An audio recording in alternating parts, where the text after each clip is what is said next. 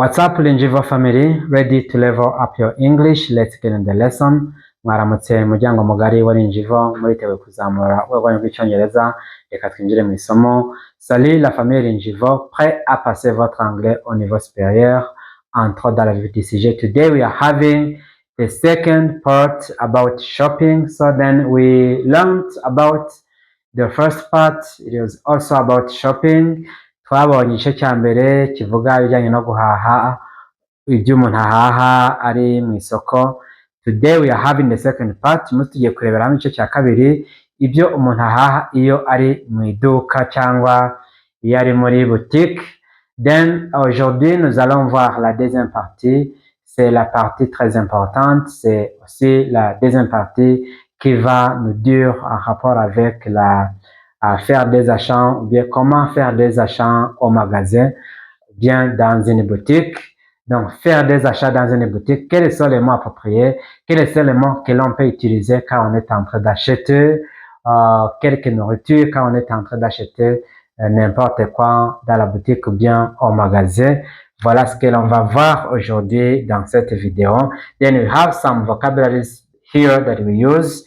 So we have this first one on say, do you have bread? Do you have bread? Mufite umugati. En français on dit avez-vous du pain? Yes, you have fresh bread. Yego dufite umugati musha. Bien, en français on dit oui, nous avons du pain frais. I want one loaf, please. Ndashaka umugati umwe, ndakwinginze, cyangwa ndashaka umugati umwe. Je veux une miche s'il te plaît. Umugati umwe, loaf, en français on dit bien une miche. Thank you, murakoze, bien merci. How much is this bread? Umugati uragura ngahe? Combien coûte ce pain? Bien, I want 2 loaves of bread. Ndashaka imigati ibiri. Je veux 2 pains. Do you have milk? Mufite amata. Avez-vous du lait? I want sugar, please. Ndashaka isukari. Bien, je veux du sucre s'il te plaît. Give me a plastic bag. Mpa igikapu cya plastic. Then ijambo plastic mu kinyarwanda nabwo tuyita ngo ni plastique. Donc c'est comme ça a été le mot kinyarwanda. Mais normalement c'est pas le mot qui s'utilise en kinyarwanda, même si on l'utilise beaucoup de fois en kinyarwanda comme si c'était un mot kinyarwanda, mais c'est pas du tout, c'est pas kinyarwanda, c'est l'anglais et français, parce qu'en français on dit aussi la plastique, bien une plastique. In English we say plastic, mais aussi en kinyarwanda on dit plastique. C'est comme si c'est kinyarwanda, mais c'est pas le mot qui s'utilise en kinyarwanda, même si on l'utilise beaucoup, mais c'est pas le mot kinyarwanda, c'est juste donc c'est un emprunt, ni ijambo ry'iritirano dutira mu gifaransa cyangwa dutira no mu cyongereza. C'est un emprunt. The borrowing word, a loan word, c'est loan word or just borrowing word, ni ijambo ry'iritirano dukoresha. Donc c'est un mot emprunt. Donne-moi un sac plastique. And then I am just looking, ndi kureba gusa, bien je regarde seulement. Then I will pay now, ngiye kwishyura nonaha. Je vais payer maintenant. Then aya ni amagambo dukoresha kenshi mu buzima busanzwe iyo uri muri boutique cyangwa uri muri magaze cyangwa mu iduka uri kugura ibintu.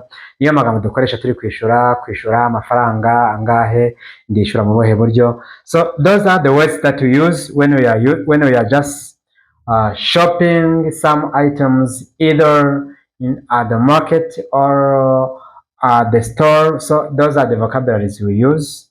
Then they are very common, amagambo asanzwe amenyerewe. Donc ce sont des mots courants que l'on utilise beaucoup de fois quand on est en train de faire des achats, ou bien quand on achète des choses, quand on achète quelque nourriture, ou bien donc les vocabulaires que l'on utilise souvent. On est dans la boutique, on est au restaurant, on est au magasin, on est en train d'acheter. Voilà les mots que l'on utilise souvent quand on est là. Then we are doing this practice now. Then I just want you to repeat after me, just for the better pronunciation. Repeat then after me. Do you have bread? Yes, we have fresh bread. I want 1 loaf, please. How much is this bread? Do you have milk, I will pay now. So then we have an exercise here.